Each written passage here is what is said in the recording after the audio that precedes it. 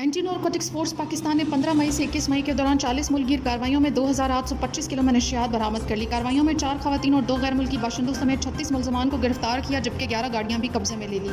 بلوچستان نے 11 کارروائیوں میں 1856 کلو منشیات اور 2300 لیٹر ممنوعہ کیمیکل برآمد کر کے 2 غیر ملکی باشندوں سمیت 6 ملزمان کو گرفتار کیا، جبکہ 3 گاڑیاں بھی قبضے میں لے لی۔